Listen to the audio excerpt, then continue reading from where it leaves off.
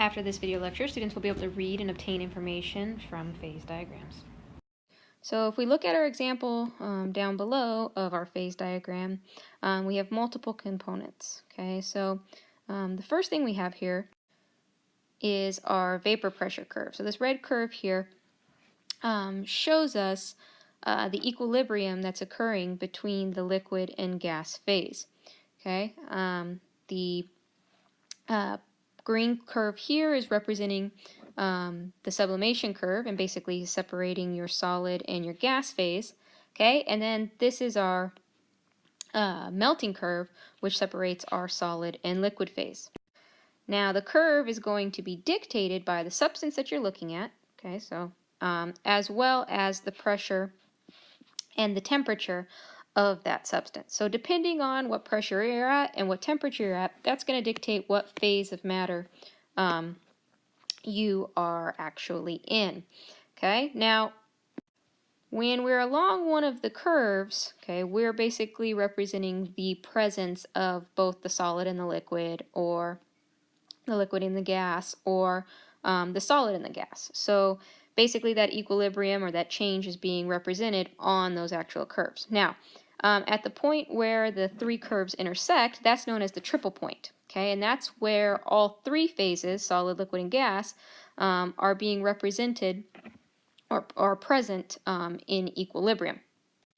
And of course, anytime you're looking at anywhere away from the actual curves themselves, you're in whatever phase is being represented in that specific region.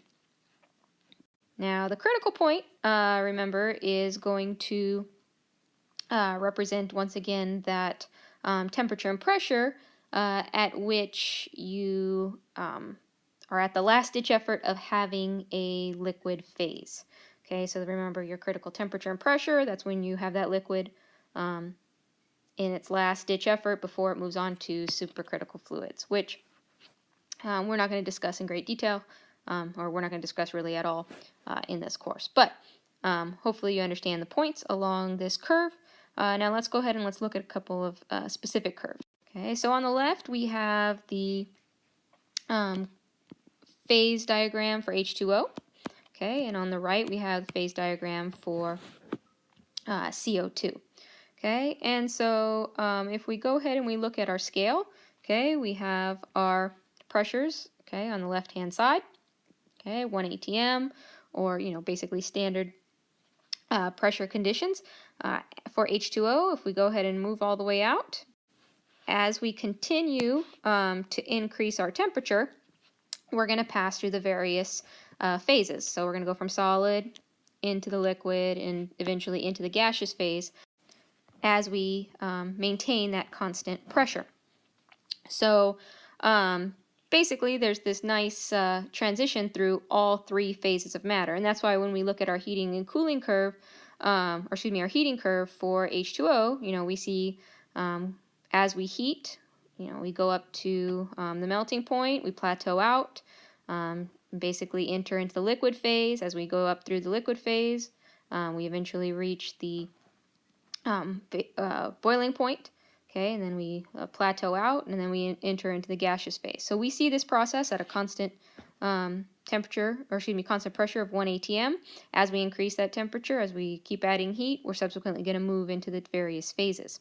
Okay, so we know that water goes from the solid to liquid to gas phase. Okay, now CO2, which is a substance that sublimates at atmospheric pressure, okay, at that 1 atm that we typically reference. If you look at its phase diagram, okay, as we begin to add heat at 1 atm, I want you to notice that as we go across and continue to heat, we never actually go through the liquid phase. Okay, and that's indicative of what we physically observe with CO2. CO2 is a substance that sublimates. It goes directly from a solid to a gas. That's what we see, and this phase diagram supports that fact. Now, if we were to increase the pressure significantly and continue that heating process at a higher pressure, we could get the CO2 to move through the liquid phase and eventually into the gaseous phase in the same type of way that we observe with H2O. However, that's what we see happening. Okay, it's required in order to get that process to occur. So this is what we see.